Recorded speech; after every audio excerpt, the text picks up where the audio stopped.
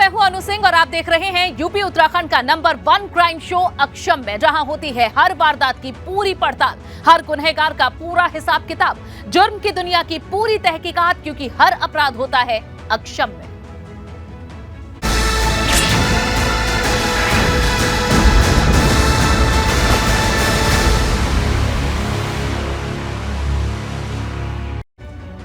और शुरुआत करेंगे ताज नगरी आगरा से। यहां अवैध खनन का खेल थमने का नाम नहीं ले रहा है। मामला थाना मनसुखपुरा इलाके का है, जहां अवैध खनन कर बालू से लदे हुए ट्रैक्टर ट्रॉली फर्राटा भरते हुए दिख रहे हैं। यही नहीं, पुलिस और खनन विभाग की ओर से कोई कार्रवाई नहीं होने से खनन माफियाओं के हौसले और भी बुलंद हो गए हैं। हैरानी की बात यह है कि आगरा कमिश्नरेट बनने के बावजूद अवैध खनन पर अब तक लगाम नहीं लग पाई है। उधर राजस्थान बॉर्डर से भी अवैध खनन कर चंबल की बालू लेकर ट्रैक्टर ट्रॉली यूपी में दाखिल हो रहे हैं, जिसका एक वीडियो इस वक्त आप तस्वीर ये टीवी स्क्रीन पर देख रहे हैं। ये गांव पापरी नागर का मामला है। ये तस्वीरें वहीं की है जहां बालू लदे हुए एक एक कर किस तरह से ट्रैक्टर ट्रॉली यहां से गुजर रही है, फर्राटा भर रही है। ये वीडियो सोशल मीडिया पर वायरल हो रहा है। आप देख सकते हैं कितनी आसानी से ये बालू लदे हुए ट्रैक्टर ट्रॉली यहां से निकल रहे हैं। गिनती आप करते जाइए, 1 से लेकर 11 ट्रैक्टर ट्रॉली अभी तक यहां से गुजर चुके हैं, लेकिन इसकी खबर विभाग को नहीं है, इसकी खबर पुलिस को नहीं है। अब सवाल यही खड़े हो रहे हैं कि आखिर क्यों यहां जिम्मेदार अधिकारी इससे अनभिज्ञ हैं। ये मामला मनसुखपुरा इलाके का है। अवैध खनन कर बालू से लदे हुए ट्रैक्टर ट्रॉली फर्राटा भरते दिख रहे हैं। आप गिनते जाइए कितने सारे यहां से ये ट्रैक्टर ट्रॉली एक एक कर निकलते जा रहे हैं, लेकिन कोई यहां इन्हें रोकने वाला नहीं है, इन पर कार्रवाई करने वाला नहीं है, जो बड़े सवाल खड़े करता है। और एबीपी गंगा के सवाल भी इस पर लाजमी है। ये देखिए सवाल किस तरह से, आखिर सवाल ये उठता है कि किसकी शय पर यह अवैध खनन हो रहा है। पुलिस और खनन विभाग कब एक्शन लेगा आखिर इस पर? एबीपी गंगा के बड़े सवाल हैं। अवैध खनन का खेल, बालू माफिया पर कब नकेल? खनन माफिया के खिलाफ सख्त कार्रवाई कब होगी? जिम्मेदार अधिकारी कहां सोए हुए हैं? कमिश्नरेट बनने के बाद भी खनन माफिया पर आखिर रोक क्यों नहीं है? और वहीं आगरा से इसी से जुड़ी एक और अहम खबर आपको दे दें। खनन माफिया का ग्रामीणों ने विरोध किया है। अब ग्रामीणों के विरोध करने का भी वीडियो सामने आ चुका है। यमुना नदी में आधी रात अवैध खनन का खेल जारी है। ग्रामीणों ने बालू से लदे हुए ट्रैक्टर ट्रॉली को रोका। डोकी इलाके के समोगर गांव के पास यमुना नदी में खनन चल रहा था और देखिए किस तरह से ग्रामीणों ने इसका विरोध किया है। अधिकारी तो सोए हुए हैं, लेकिन ग्रामीणों ने इनका विरोध किया है। नितिन उपाध्याय हमारे संवाददाता जुड़े हैं। नितिन, ये बताइए कि जो काम अधिकारी का, विभागों का होना चाहिए, वो आम लोग कर रहे हैं। ग्रामीण अब इस पर सवाल उठा रहे हैं। जो तस्वीरें हम अपने दर्शकों को दिखा रहे हैं, क्या है इसकी हकीकत, बताएं जरा। जी बिल्कुल, देखिए पुलिस कमिश्नरेट बनने के बाद लगा था कि कानून व्यवस्था बेहतर होगी और जो भी माफिया हैं उन पर नकेल कसी जाएगी, लेकिन इसका उलट साबित हो रहा है। प्रीतिंदर सिंह जो पुलिस कमिश्नर बनाए गए हैं, वो खनन माफियाओं के सामने पूरी तरह से कहा जाए बेबस नजर आ रहे हैं। पिछले 3 से 4 दिनों से लगातार इस तरह की वीडियो सामने आ रही हैं और आगरा में 47 थाने हैं, लेकिन आधे थाना क्षेत्रों से लगातार खनन की तमाम वीडियोज आ रही हैं। चाहे वो समोगर थाना क्षेत्र में समोगर गांव में जो यमुना नदी पड़ती है, वहां से जबरदस्त तरीके से अवैध खनन चल रहा है। वीडियो आ रही हैं, ग्रामीण विरोध कर रहे हैं। खनन माफिया पूरी तरह से बेखौफ हैं, बेफिक्र हैं, उनको किसी का डर नहीं है। इसके साथ ही थाना एतमादपुर क्षेत्र हो, शमशाबाद क्षेत्र हो, मनसुखपुरा की वीडियो सामने आई है। ये हाल तब है कि जब कुछ महीने पहले तक जब एसएसपी रहे प्रभाकर चौधरी, उन्होंने खनन माफियाओं की कमर तोड़ने के लिए 100 से ज्यादा मुकदमे दर्ज कराए थे, लेकिन निजाम बदलते ही पूरी तरह से कहा जाए खनन माफिया बेखौफ हैं। राजस्व के लाखों का चूना लगाया जा रहा है। जो खनन माफिया टास्क फोर्स है वो पूरी तरह से निष्क्रिय है, जिसमें पुलिस के साथ साथ खनन विभाग के अधिकारी होते हैं, प्रशासन होता है, ट्रांसपोर्टेशन परिवहन विभाग के अधिकारी होते हैं। लेकिन कुल मिला के अवैध खनन आगरा में जोरों पर है और आगरा सीमावर्ती राज्य है जहां मध्य प्रदेश और राजस्थान भी लगता है, और उन राज्यों के भी जो अवैध खनन माफिया है। साफ तौर पर ये तस्वीरें, ये तमाम चीजें जाहिर कर रही हैं नितिन, और देखना होगा कि कब तक नींद टूटती है अधिकारियों की, विभागों की। बहुत बहुत शुक्रिया नितिन इस पूरी जानकारी के लिए आपका। और चलिए अब आपको सीधा दिल्ली लिए चलेंगे। राहुल गांधी प्रेस कॉन्फ्रेंस कर रहे हैं, जहां उनकी भारत जोड़ो यात्रा का अगला फेज शुरू होने वाला है, और उससे पहले ये प्रेस कॉन्फ्रेंस। बस मैं ये कहना चाहता हूं कि भारत जोड़ो यात्रा के दरवाजे जो भी भारत को जोड़ना चाहता है उसके लिए खुले हैं, किसी को हम रोकने वाले नहीं हैं। दूसरी बात, विचारधारा में सिमिलैरिटीज होती हैं। देखिए, नफरत और हिंसा और मोहब्बत में सिमिलैरिटी नहीं होती है, डायमेट्रिकली ऑपोजिट चीजें हैं। मगर बहुत सारे लोग हैं, और उसमें से अखिलेश जी हैं, मायावती जी हैं, बहुत सारे लोग हैं जो मोहब्बत का हिंदुस्तान चाहते हैं, मैं जानता हूं, नफरत का हिंदुस्तान नहीं चाहते हैं। तो रिश्ता तो है उनके साथ, आइडियोलॉजिकल रिश्ता और भारत जोड़ने का और नफरत को मिटाने का रिश्ता है। आज तक से शुक्रिया।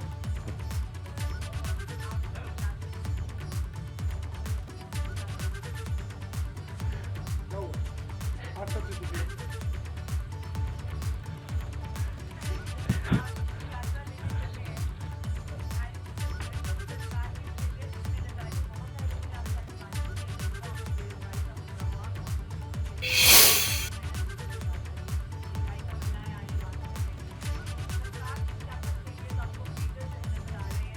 पत्रकारों के सवाल ले रहे हैं इस वक्त। राहुल गांधी भारत जोड़ो यात्रा उत्तर प्रदेश में 3 तारीख को आपने प्रवेश मतलब करेगी। 6-7 क्वेश्चन एक क्वेश्चन में पूछ लिया। देखिए, सबसे पहले मेरा लक्ष्य हिंदुस्तान को एक ऑल्टरनेटिव विजन देने का है, ऑल्टरनेटिव दृष्टिकोण देने का है, एक नया तरीका देने का है। सरकार की कमियां हैं, उसमें मैं आपको बता सकता हूं, बेरोजगारी, इकोनॉमिक मिसमैनेजमेंट, नोटबंदी, गलत जीएसटी, चाइना, ये कमियां हैं, गलतियां की हैं। मगर मेरी अप्रोच यात्रा के साथ ये है कि हम हिंदुस्तान को एक सोचने का, जीने का नया तरीका देने की कोशिश कर रहे हैं। तो अगर आप डिटेल चाहते हैं तो आप मुझसे पूछिए, चाइना के बारे में पूछिए, शायद आप वो ना पूछें, पता नहीं, बाकी चीज़ों के बारे में पूछ सकते हैं, बट ब्रॉडली ये है।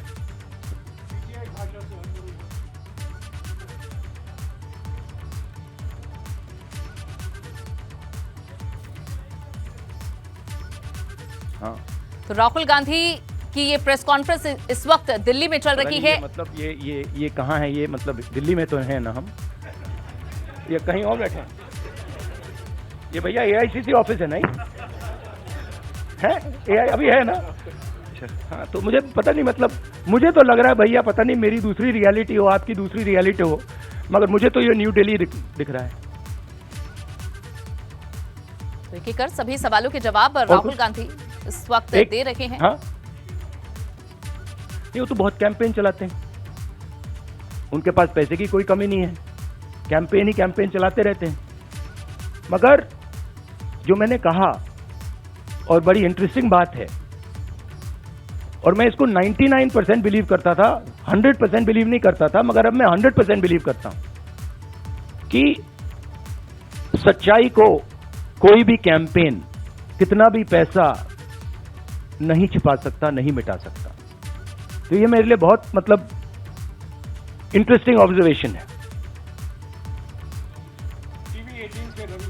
और जैसे मैंने कहा, अभी कितने लगाए होंगे? 5-6 हजार करोड़ लगा दिए होंगे, थोड़े और लगाइए, कमी नहीं है पैसे की, डालिए और थोड़ा डालिए, लगाइए, कुछ असर नहीं पड़ता है। सरकार उनके खिलाफ जिस तरह के आरोप लगा रही है, जो माहौल देश में बना हुआ है, उस पर राहुल गांधी अपनी बात रख रहे हैं। देश में नफरत पैदा की है, लेकिन जैसा उन्होंने कहा कि वे नफरत के बाजार में मोहब्बत की दुकान खोलने आए हैं। देखिए, 2 चीजें हैं इसमें। मैं भारत जोड़ो यात्रा कर रहा हूं, ठीक है? अब सरकार चाहती है कि मैं बीपी गाड़ी में भारत जोड़ो यात्रा करूं। कहते हैं आपका प्रोटोकॉल है कि आप हमें तंग मत करो, आप बुलेट प्रूफ गाड़ी में बैठ के कन्याकुमारी से कश्मीर तक चलो। अब ये मेरे लिए तो एक्सेप्टेबल नहीं है। अब यात्रा में आप मुझे समझाइए, भारत जोड़ो यात्रा में मैं बीपी गाड़ी में कैसे बैठूं? अच्छा, जब उनके नेता, उनके सीनियर नेता बीपी गाड़ी से बाहर आ जाते हैं तो फिर कोई चिट्ठी नहीं जाती। उनके नेताओं ने रोड शो किए हैं, खुली जीप में गए हैं, उनके ही प्रोटोकॉल के खिलाफ है ये। वो मुझे लिख रहे हैं कि भैया आप बीपी गाड़ी से निकल गए। तो उनके लिए प्रोटोकॉल अलग, मेरे लिए प्रोटोकॉल अलग। और सारे सीआरपीएफ के लोग जानते हैं, सीनियर्स जानते हैं कि मेरी सिक्योरिटी के लिए क्या करना है। और हमारी सिक्योरिटी बीपी गाड़ी में, मतलब मैं कैसे चलूं आप बता दो मुझे। चला ही नहीं जा सकता है, भारत जोड़ो यात्रा में पैदल जाना है। तो ये तो मतलब पता नहीं है, शायद केस बना रहे हैं कि राहुल गांधी मतलब अपनी सिक्योरिटी तोड़ता रहता है, केस बना रहे हैं। ठीक है, बनाइए। सीआरपीएफ की तरफ से ये शिकायत की गई थी कि 113 बार राहुल गांधी ने यहां सुरक्षा के जो प्रोटोकॉल है उन्हें तोड़ा है। मुझे समझ नहीं आ रही बात। ये टी शर्ट से आपको इतनी डिस्टर्बेंस क्यों हो रही है?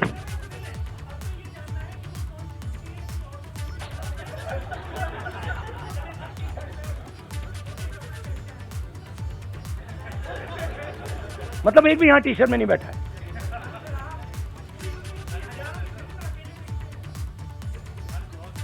तो क्या आप चाहते हो मैं स्वेटर पहन लूं?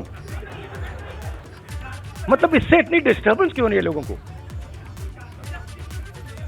अच्छा, तो मैं ऐसे करूंगा, यात्रा के बाद मैं वीडियो बनाऊंगा कि टी शर्ट में कैसे चला जाता है और ठंड को कैसे कन्फ्रंट किया जाता है। बना दूंगा आपके लिए। हाँ, but what is your question?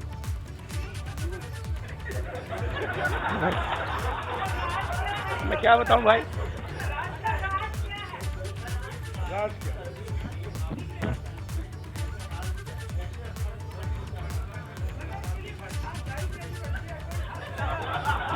गुरुजी, ये आपने स्वेटर क्यों पहन रखा है? नहीं, इसका कारण ये नहीं है। इसका कारण ये है कि आप सर्दी से डरते हो। इसका कारण नहीं है कि सर्दी है, आप सर्दी से डरते हो। मैं सर्दी से डरता नहीं हूं, सीधी सी बात है। नहीं, कहने दीजिए। न्यू ईयर से अब देखिए ना, अब देखिए मोदी जी के एक प्रेस कॉन्फ्रेंस तो होते नहीं, तो मैं उनके भी 2-3 क्वेश्चन सप्लीमेंट्रीज आपको दे देता हूं।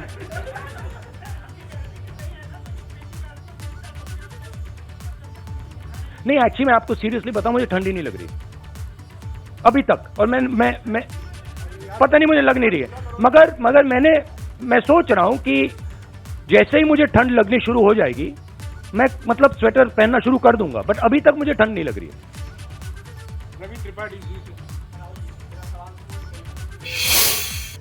तो हर सवाल का जवाब राहुल गांधी इस प्रेस कॉन्फ्रेंस में दिल्ली में दे रहे हैं, जहां उनकी टी शर्ट को लेकर और साथ ही उनके कई और बयानों को लेकर पत्रकारों के द्वारा सवाल पूछे गए हैं। और जैसा बताया कि 3 जनवरी से उत्तर प्रदेश में राहुल गांधी की भारत जोड़ो यात्रा प्रवेश करेगी और देखना होगा कि यहां कौन कौन सी पार्टी, कौन कौन से नेता उनके साथ कदम ताल मिलाते हैं।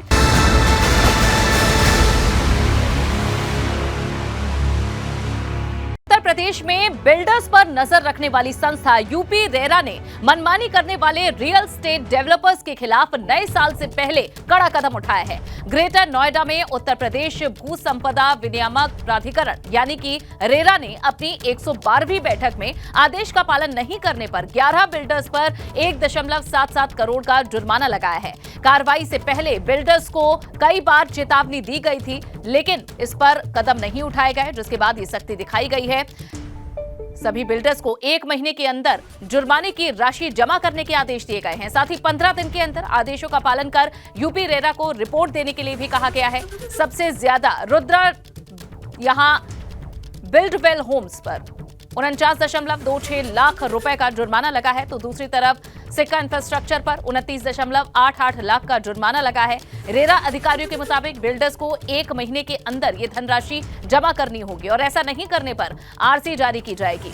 वहीं 15 दिन के अंदर लंबित आदेशों के पालन की रिपोर्ट देनी होगी। यूपी रेरा में तकरीबन 47,000 से ज्यादा शिकायतें आ चुकी हैं, जिसमें से 42 शिकायतों का निस्तारण हो चुका है, लेकिन निस्तारण का लाभ खरीदारों को नहीं मिल रहा है।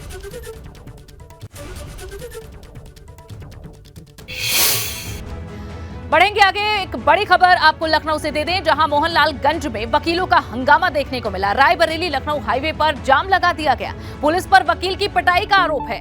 एक्सीडेंट मामले में वकील की पिटाई का आरोप पुलिस पर लगा है, जिसके चलते ये हंगामा हुआ। वकीलों ने लखनऊ मोहनलालगंज में ये हंगामा किया है। रायबरेली लखनऊ हाईवे पर जाम लगा दिया। उनका कहना है कि पुलिस ने वकील की पिटाई की। एक्सीडेंट के मामले में ये पिटाई करने का आरोप, और उसके बाद सड़क पर ही ये वकील बैठ गए विरोध स्वरूप। रायबरेली लखनऊ हाईवे पर ये घटना घटी है। और अब खबर मऊ से। यहां एक नाबालिग से गैंगरेप की वारदात को अंजाम दिया गया। बताया जा रहा है कि घने कोहरे का फायदा उठाकर आरोपियों ने पहले नाबालिग को अगवा किया और फिर उसके साथ दरिंदगी की गई। पूरा मामला थाना घोसी के एक गांव का है, जहां शुक्रवार की सुबह युवती खेत की ओर जा रही थी, तभी वहां से पहले से ही घात लगाकर बैठे गांव के 3 आरोपियों ने युवती को अगवा किया, फिर वारदात को अंजाम देकर उसे कूड़े में फेंककर फरार हो गए। उधर पुलिस का दावा है कि 2 आरोपियों को गिरफ्तार कर लिया गया है, जबकि फरार एक आरोपी की तलाश जारी है। आरोपियों के खिलाफ पॉक्सो एक्ट में केस दर्ज कर पुलिस आगे की कार्रवाई में जुट गई है। कोहरे का फायदा उठाकर इस वारदात को अंजाम दिया गया। फिलहाल इन 3 आरोपियों में से 2 को गिरफ्तार कर लिया गया है, जबकि एक की तलाश में पुलिस जुटी हुई है। पॉक्सो एक्ट के तहत केस दर्ज कर लिया गया है। हम बयान मांगलक हैं यहाँ पर, तो लोग जबरदस्ती से लड़की को उठा के गाड़ी में बैठा के लेके भाग गए। कौन लेके गया? प्रशासन ले गई। कौन था प्रशासन में? अब प्रशासन में पुलिस है थाने की। अच्छा, तो हम तो नाम तो नहीं बता पाएंगे कि क्या ठीक नाम है। तो क्या हुआ है? आप हुआ है कि यहाँ गलत हुआ है। हाँ। थाना घोसी पर एक सूचना आई कि ग्राम खानपुर बुजुर्ग में एक नाबालिग लड़की के साथ 3 लड़कों ने गलत काम किया है। इस सूचना पर मुकदमा पंजीकृत किया गया है। 2 अभियुक्तों की गिरफ्तारी कर ली गई है। लड़की की पीड़िता की दाखिल कराई जा रही है। बढ़ेंगे आगे। खबर सोनभद्र से। धारदार हथियार से एक युवक की हत्या कर दी गई। घर में सो रहे युवक की गला रेतकर हत्या की गई है। एसएसपी ने घटनास्थल का निरीक्षण किया है। रॉबर्ट्सगंज कोतवाली क्षेत्र के बरौली की ये घटना है, जहां घर में सो रहे एक युवक की गला रेतकर हत्या कर दी गई। धारदार हथियार से युवक की हत्या की गई है। फिलहाल पुलिस मामले की जांच में जुट गई है। एसएसपी भी घटनास्थल का निरीक्षण करने के लिए पहुंचे। रॉबर्ट्सगंज कोतवाली क्षेत्र के बरौली की ये घटना है। परिवार के अन्य लोगों से पूछताछ की जा रही है। धारदार हथियार से युवक की सोते समय गला रेतकर हत्या कर दी गई। और अब खबर उन्नाव से। यहां एक विवाहिता ने जहर खाकर अपनी जीवन लीला समाप्त कर ली। मामला सदर कोतवाली के सिविल लाइन मोहल्ले का है, जहां मृतका के परिजनों का ससुराल पर जहर देकर मारने का आरोप है। मृतका के पिता का कहना है कि पहले भी बेटी के साथ मारपीट की गई थी। थाने में पुलिस से शिकायत भी इस बाबत की गई थी, तब ये मामला रफा दफा कर दिया गया था। बेटी के मायके लाने के लिए ससुराल भी गए थे, लेकिन ससुराल के पक्ष ने बच्ची को नहीं भेजा, लड़की को नहीं भेजा, और उसके बाद उसकी मौत की अब खबर मिली है। हालांकि मृतका के परिजनों की तहरीर पर ससुराल पक्ष के खिलाफ केस दर्ज कर पुलिस जांच में जुट गई। कोतवाली क्षेत्रांतर्गत रमदेई खेड़ा निवासी उदय भान अवस्थी ने पुलिस को सूचना दिया कि उनकी बेटी ससुराल में काफ़ी गंभीर अवस्था में थी, जिसको उसके ससुराली जनों के साथ ये लोग एक निजी अस्पताल में एडमिट कराए। इलाज के दौरान उसकी मौत हो गई। और अब एक और बड़ी खबर। कानपुर विश्वविद्यालय के कुलपति प्रोफेसर विनय पाठक के खिलाफ सीबीआई जांच की सिफारिश की गई है। रंगदारी, कमीशनखोरी और अवैध वसूली के मामले में ये सीबीआई जांच की सिफारिश की गई है। प्रदेश सरकार ने केंद्र सरकार को पत्र भेजा है। वर्तमान में एसटीएफ कर रही है इस मामले की जांच। एसटीएफ ने पूछताछ के लिए कई नोटिस दिए, लेकिन ये हाजिर नहीं हुए और अब सीबीआई जांच की सिफारिश की गई है। कानपुर विश्वविद्यालय के कुलपति प्रोफेसर विनय पाठक के खिलाफ सीबीआई जांच की सिफारिश की गई है। इन पर रंगदारी, कमीशनखोरी और अवैध वसूली के मामले में सीबीआई जांच की सिफारिश हुई है।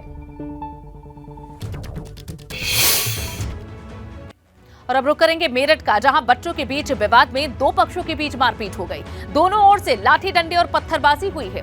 पथराव का वीडियो अब सोशल मीडिया पर वायरल हो रहा है। खरखौदा थाना इलाके के पीपली खेड़ा गांव का ये मामला है। पुलिस ने 5 लोगों को गिरफ्तार कर लिया है। बच्चों के बीच झगड़ा हुआ था और उसके बाद दो पक्षों में मारपीट शुरू हो गई। दोनों ओर से लाठी डंडे चले, पत्थर फेंके गए। ये पथराव का वीडियो अब वायरल हो रहा है। थलखोदा थाना इलाके के पीपली खेड़ा गांव की ये तस्वीरें हैं। फिलहाल पुलिस ने इस मामले में 5 लोगों को गिरफ्तार कर लिया है।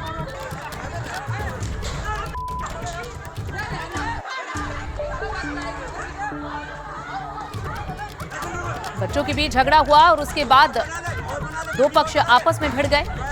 फिलहाल पुलिस मामले की तफ्तीश कर रही है। 5 लोगों को गिरफ्तार किया गया है।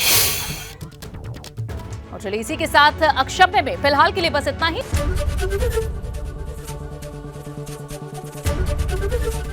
एबीपी गंगा, खबर आपकी, जुबान आपकी।